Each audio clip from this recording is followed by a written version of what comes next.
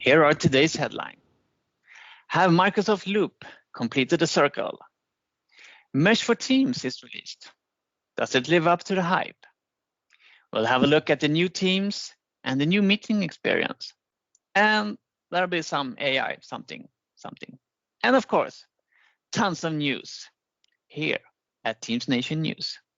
I am your host, Mårten Hellebro, and with me, I have Amanda Sterner and Linus Cansby, who will give you the latest and greatest within Microsoft Teams. But before we hand over to them, we have some quick news here from the wonderful world of Microsoft Teams, brought to us by Microsoft Engineering and Microsoft Marketing.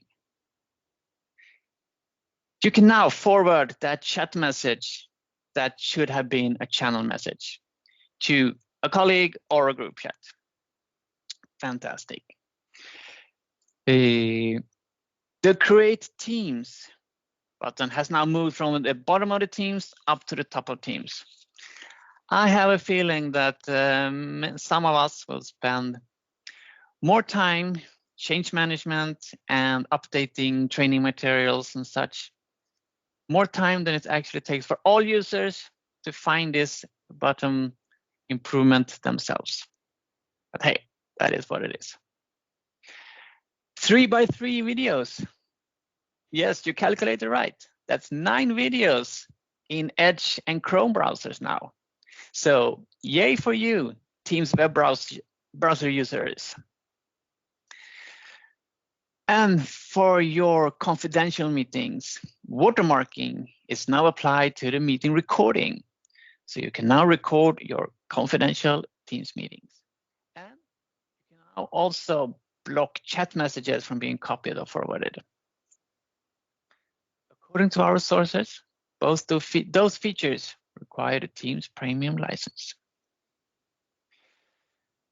We have now said goodbye to Stream Live events, and in September, it's time to say a final goodbye to Teams Live events. Let it go, as the famous Disney character used to sing. And hello, Town Hall. Yes, Town Hall will be the new Teams Live event. And hey, it's like a Teams meeting, but without the hassle, and everyone stays on mute. Fantastic. So if you haven't tried Town Hall already, give it a try, and I'm sure you will never want to go back to Teams Live event. So we'll see what happened with the time frame, September. Let's see, maybe push to the future, but I'm sure the transition will go very smooth. With the new search experience in Teams, you can actually search and find things in your channel conversations and in chats. Fantastic. How long have we been waiting for this feature? Let's see, 7 years. Thank you, Microsoft. And have you noticed the new file experience in Teams? It's OneDrive in Teams. Haha, fantastic. I didn't know I needed that, but now when I have it, I need it. So thank you, Microsoft, for that. On another note, can you guess who's celebrating 10 years as a CEO? Yes, you guessed it right. Satya Nadella, 10 years as Microsoft CEO, taking over from Steve Ballmer back in 2014, transforming the tech giant into the cloud computer winner, and turned the value up from $300 billion back in 2014 up to breathtaking $3 trillion value. That's the world's most valuable private company. Fantastic, what an achievement. And during this journey, Satya Nadella also acquired some impressive companies: GitHub, LinkedIn, Activision Blizzard, Mojang, the Swedish gaming studio known for Minecraft. Yes, fantastic. And I also believed he invested some $1 million in some AI, something startup, open something AI. Well, I guess all cool kids are doing AI and startup these days. Way to go, Satya Nadella. congratulations, and we look forward to the next 10 years. Speaking about Microsoft, they have recently released their Q2 fiscal year 2024 earnings, and they are on fire. Revenue was $62 billion, up with 18%, and Office 365 was up with 16%, with over 400 million sold Office 365 licenses. All this according to Vice President Nicole Herchevich. And yeah, I can admit I do own a few of those 400 million licenses. Yes. But don't go anywhere. We have more news. Now I turn over to Amanda. There have been some recent updates to the Microsoft Loop. Amanda, tell us what's up in Loop. Hello, Mårten. Reporting here from outside the Microsoft headquarters. Maybe you're recognizing the famous sign, the building where you can buy all the nice things. So it's nice and sunny here. Well, enough about that. After a long while, Loop components are finally available also in channels and not just chats in Microsoft Teams. Microsoft Loop was announced a pretty long time ago, and we've been waiting a long time to be able to collaborate as collaboration was intended in a team in Microsoft Teams.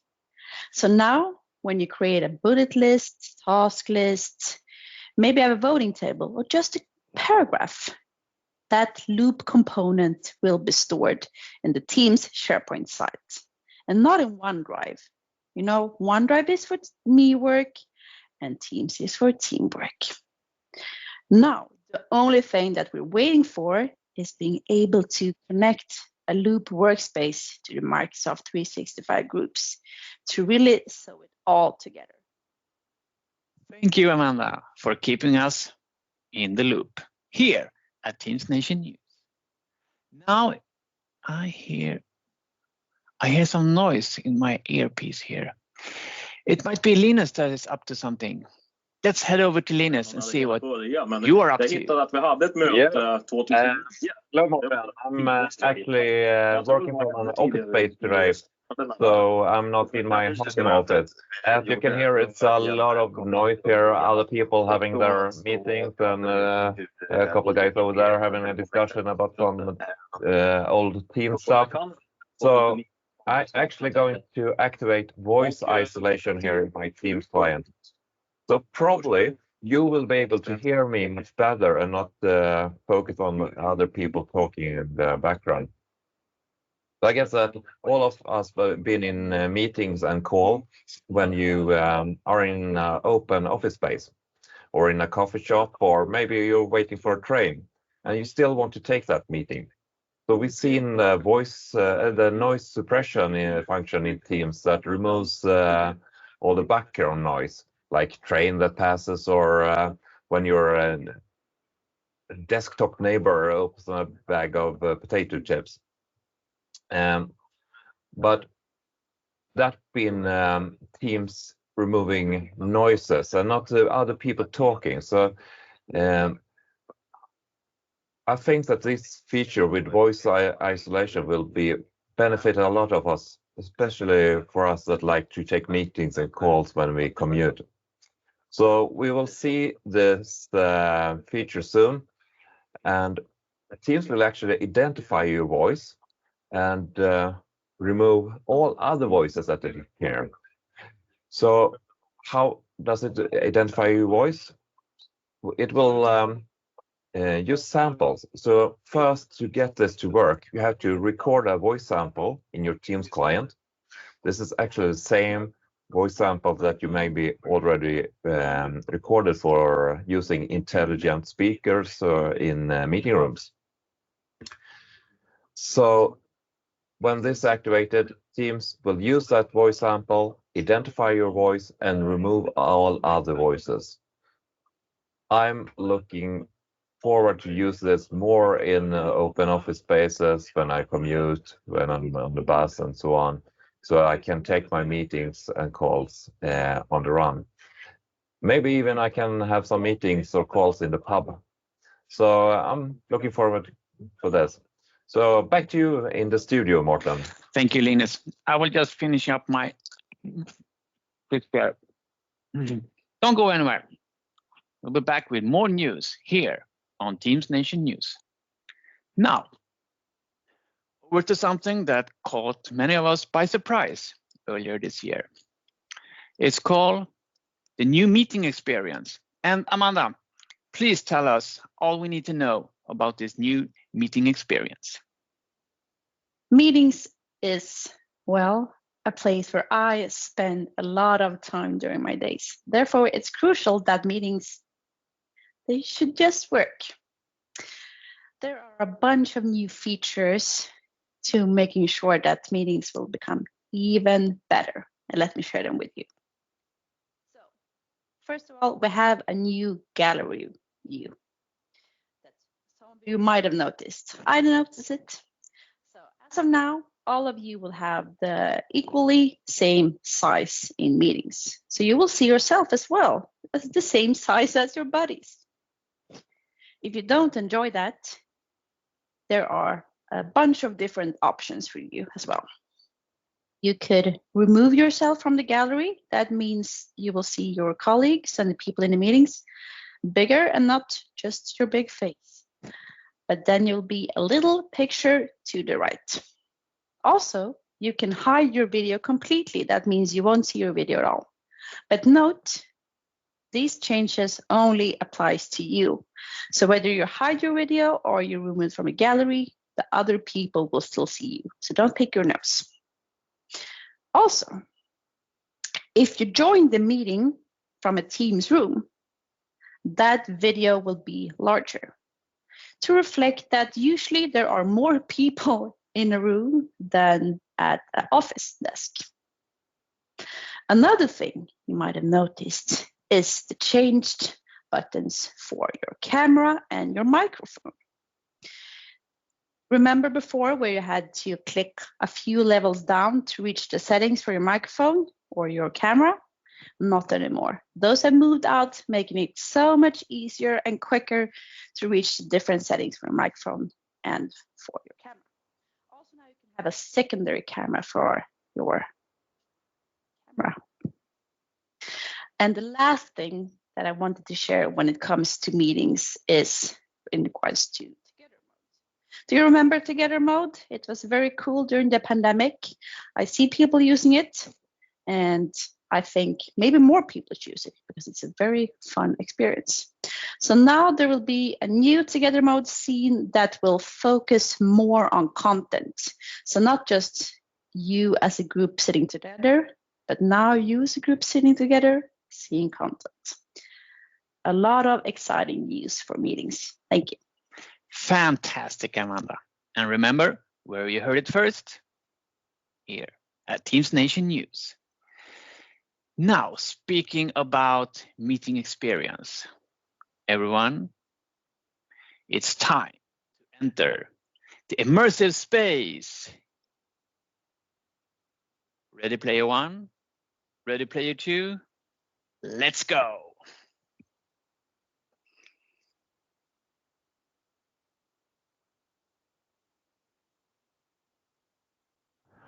All right, here we are in the immersive space in Mesh for Teams. Hello. Hello, Linus. Hello, Amanda. Enjoying the view? Hello.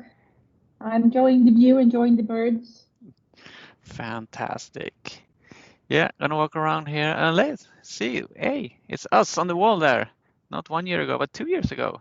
Yes, very nice. Long time ago. Yeah, much has happened. All right, but yeah, this is nice, right? It is. Yeah. Yeah, we can be social. Something different than regular meetings. Yeah. All right. Yeah, nice. I think we need to jump out. We have other things to do here. But yeah, see you in the real world. Bye-bye. Bye. Bye. A small step for man, a giant leap for Teams fans. Yes, great that is finally released. And it's fun. All right. So, With Mesh for Teams ticked off the roadmap, what else is there to look out for in the roadmap? Linus, please give us the latest. Yeah, I'm standing here in Seattle, trying to look over to Redmond and see what they have in plan for Teams and what's in the roadmap. So I found some things and let's look into that. So let's start with a new tenant configuration that will allow admins to limit what presenters can do in a meeting. When enabled, presenters will be able to have their focus on presenting, and they will not be able to control attending microphones and cameras, changing roles for other participants, maybe lowering hands and doing that stuff, removing participants. This will be up to the co-organizers or the organizers to handle. We expect to see this update some time in March, and I think this could be good for some organizations. If you are a user of Teams Phone Mobile and selected to receive calls in your native dialer on your mobile phone, then you notice that calls from Teams call queues, they are still arriving in your Teams app instead of the native dialer. And Teams calls, they are received in the native dialer. Maybe you want them in the Teams app instead. In March, it will be updated so users can select where calls should be received. And if you get a call in a call queue, you will receive that in the native dialer if you selected that. What else? Let's look into a meeting room. When you enter a meeting room, you will be able to scan a QR code on the MTR device, and you can use your native camera from your mobile phone, scan that QR code. You don't need a Teams app installed. It will download it to your mobile phone if you don't have it. And from this QR code, you will be able to join a meeting on the MTR device, and you will be able to control the meeting from your mobile phone that you joined the meeting with.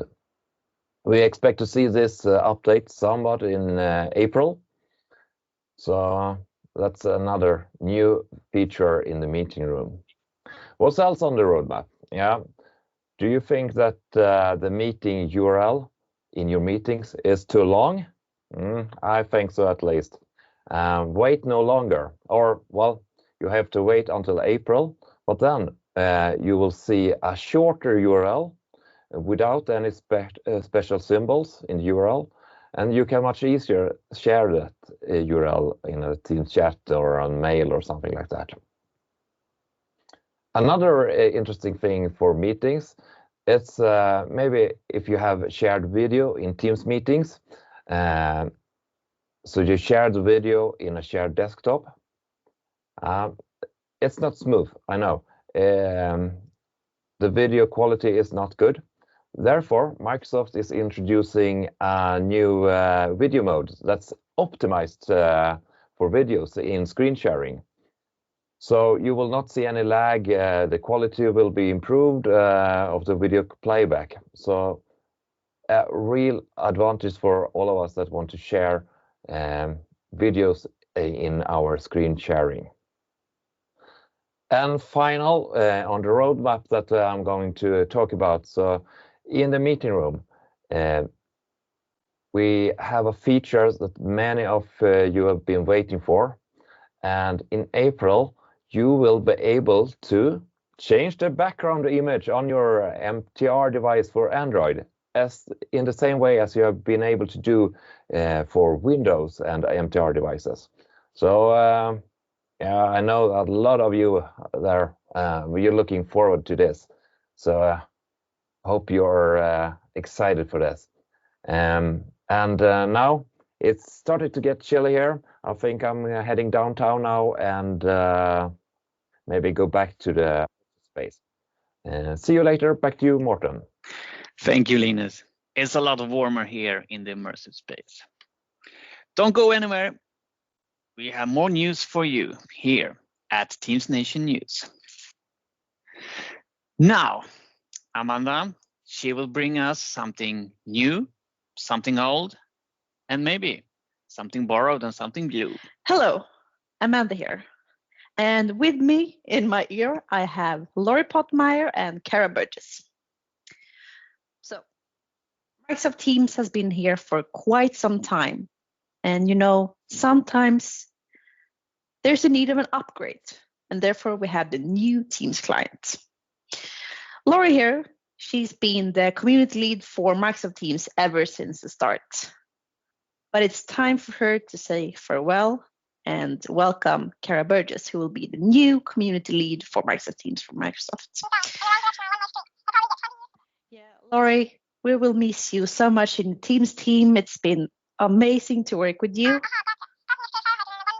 Yeah, Kara, I'm really looking forward to working with you. So for those of you who haven't started using the new Teams client, 31st of March, you will have to. Thank you. So maybe it's Laurie Classic now.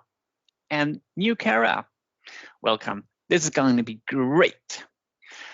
All right, Linus, I have noticed something every time that we are in a meeting together. Your office, I mean, both home office and office, always looks so clean and fun and nice. What's the secret? Thank you, Mårten. It's now time to look into how we can get our background to look better. Maybe remove some paintings I have here, adding some fun stuff to make it look better. Yeah, Teams is using AI. So if you have Teams Premium, you will be able to use this function that I will show soon. We've seen that we can use other backgrounds like a static image or some moving images in the background, maybe add blur, but now we will look into how you can decorate. So I will take you into the pre-join of a meeting, and let's look into how this looks like. So when I'm going to join this meeting, I can select here to do some effects. And now we're going to look into the decorate. We're going to make my background more fancy, maybe. Let's make it fancy. Generate backgrounds. And Teams will now use AI to change my background. Maybe remove this painting or, look, fancy mirror here in gold. We got some other objects in the paintings. And we got another option. Maybe this was not the option for me. I want something else. I want to celebrate. So generate more. We do some celebration, and let's see what Teams can find here using AI. Balloons, or what is it? This is fancy. It's party time. Yeah. Well, let's get a surprise instead. Generate more. What's like? Let's see what's happening here. I'm surprised. Well, this is an example how you can decorate your background with using AI in Teams. Let's do a cleanup now instead. The easy way of cleaning your room. Use Teams AI and it will remove all the clutters in the background. Back to you, Mårten. Fantastic, Linus. Great tip. I will try that in all my rooms now. All right, while I have you on the line, I believe you have some news to share regarding telephony and frontline workers. Yeah, thank you. I actually found my friend William here from Microsoft. You maybe want to introduce yourself for our viewers. I am William Ridderström. I work in the customer success unit at Microsoft, specialized in what we call converged communications. So customers who has invested in this solution area, I am mainly supporting them to be successful with that investment of Microsoft 365. Yeah, and there is a lot to be looking into now for the customers.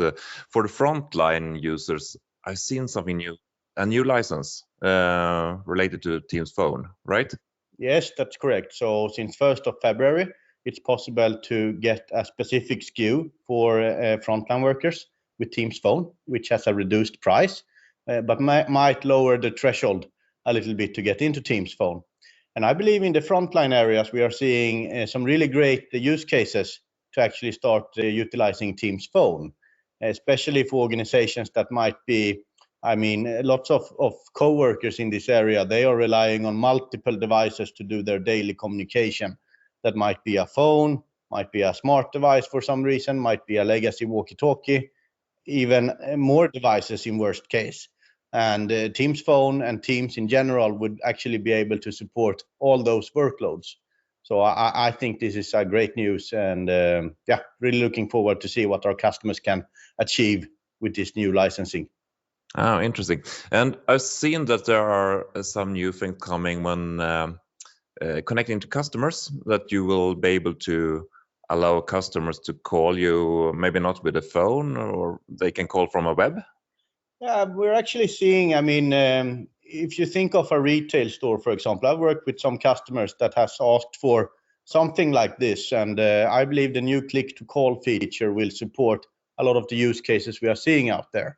So what click-to-call does, it's kind of a widget that you can integrate with an existing web page or such, and then you can customize this widget to actually connect directly with an auto attendant, a call queue, or any resource within your Teams environment. And what I would say the use case is here, imagine you're having a store, you're having different departments, for example, and maybe all of the coworkers are busy supporting the customers in the store. If you don't want to wait for someone who is physically available, you should be able to use the click-to-call on maybe a device that could be available somewhere in the store to connect with users on Teams instead, and still get this kind of live experience to meet with someone and get support with your question. But with the power of Teams, you can also maybe share screen and introduce the customer to the product you're talking about. And just to mention, if you really want to get out of the box experience with this, there are other scenarios to support also with the Teams displays, where you have the virtual front desk to support similar scenarios. So that one is really interesting, I believe.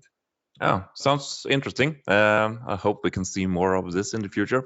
To summarize this, we should get some help from our friend Copilot, and we will get some help with that in Teams calls, right? Of course. If we are meeting like this, Linus, we need to speak about Copilot as well, of course. And Copilot is, as you might have heard of, available for Teams Phone as well. So not only for your Teams meetings, Teams one-to-one calls, also for the PSTN calls. And I think this is really making telephony very, very, very interesting again. It's a use case that we have not seen in the past. And imagine that you're on a call, no matter which device you're using Teams on. As long as you're on Teams, you can actually have Copilot support you for that call, give you a summary of the call, give you suggestions of next steps, everything that you might have seen already in your Teams meetings if you tried Copilot. So that one is, I believe, really, really interesting for the future. Another reason to use the Teams app instead of the native dialer on your phone, so you can use Copilot and all other things that you have in the Teams app. Thank you for joining us here on Teams Nation News. Thank you for having me. Thank you. Back to you, Mårten. Thank you, Linus and William. Now, we're going to head over to my colleague Ben Lee, who will give us some updates and news from the Teams Admin Center. Over to you, Ben. Thanks, Mårten and team. Here I am reporting from the AI-generated wilds of Northumberland, and I had 4 things that I wanted to talk to you about today around Teams and the Teams Admin Center. First one of those is a new feature rolling out that will allow you to select the domain that is used for Teams-generated emails. Information is a little bit scarce about how this will actually work at the moment. I'm assuming this will be for enablement emails and that kind of stuff, but who knows? Hopefully, as the roadmap comes through, we'll find out a little bit more information, and I'm sure we can report back on that. Second thing is that coming soon to the Teams device store, which is also available in TAC, that is where you can purchase devices for your environment. They may become semi-pre-set up, ready for you to deploy, but soon you'll also be able to view and purchase Teams Phone and room licensing options through that store as well. So again, might be useful for some scenarios. Next is a change around real-time telemetry that you can find in advanced call diagnostics or call analytics. It used to be that you could see real-time information about a user if they reported a problem to do with a meeting. For a standard user, that will now be retained for 24 hours, but if you have a premium license, that will now be available for up to 7 days after the time that the meeting finishes. And a little caveat there that if your meeting is longer than 3 hours, you will only see the most recent 3 hours of that meeting. And then the main one that I wanted to mention is that there is supervised chat policy and functionality rolling out to the environments. This is something that I think is going to be pretty important to those in an education setting. The configuration for this is done in 2 places in TAC. The first one is a setting under Team Settings, and that is a little toggle box to enable role-based chat permissions. You can find this under Safety and Communications, as I say, in your Team Settings for the tenants. That is to turn that on globally, if you like. The other thing you then need to make sure you do is in the standard message settings policies. There are 3 configurations that you can apply. The first one is for full permissions. And the second one is for limited permissions. Third one is restricted permissions. Full permissions means that you can initiate a chat with any other user in your tenant. Limited permissions means you can be invited into a chat with anybody in the organization by someone who has full permissions, but you can't initiate a chat to somebody with restricted permissions. But again, if you're invited into a chat, then you can participate in that. And lastly is restricted permissions. That is, you are only allowed to be invited into chats. So in an education setting, that could be supervisors could have full permissions. Limited permissions might be staff who don't necessarily need to interact with students that often. And restricted permissions would be the student tier of users. A thing to bear in mind there and just be careful about is that I believe by default you get placed with the restricted permissions, so you need to think carefully about what you're going to apply in your global kind of default policy, if you like. And the other kind of catch here or thing to bear in mind is that this will only apply after the settings have been enabled. So enable it at the settings level, then apply the policies or check your policies, and then new chats will abide by those policies when everything has kind of settled down and replication has happened. So I hope you'll agree that's kind of four quick hints and tips about some new stuff that's coming along in Teams Admin Center. And with that, I'll hand back over to Mårten and the rest in the studio. Thanks very much. Bye-bye. Yes, that was it from Teams Admin Center, or TAC. Has the Swedish word tack, which means thank you. So tack, Ben. And now I'm curious, Amanda and Linus, how do we stay updated in this fantastic world of new updates, announcements, enhancements, bug fix, news all over the place? So how to keep up, Amanda? Well, I think that the most important thing is to find a way that you enjoy. So there are so many different places to find updates. There are podcasts, there are videos, there are blog posts, etc. My preferred way is following good people on LinkedIn, where I get a lot of great news. Like from Linus, he's a great poster of things happening in Microsoft Teams. Thanks. And I would like to recommend following Tech Community. It's a community where you can ask questions, but it's also where Microsoft publish all their blog posts. So as soon as Microsoft has some news to publish, it will be on the Tech Community. They publish that. And of course, if you're an administrator, you should follow Message Center in Microsoft admin portal. Yes, I definitely second that. So yeah, it's a hard work, but someone has to do it. Make sure it's you, so you don't miss the important things. But how? It's really hard to stay above the water with all the news and updates. But if we get over the surface for just 1 second and take a deep breath, what are we missing? Linus? Well, I work a lot with calling. I would like to be able to set where calls should be routed based on my presence. So today I can route calls to voicemail when I'm in do not disturb mode, but for the other modes like busy or away, Maybe I want to route all calls to a colleague when I'm busy. That would be nice. Amanda, what do you have?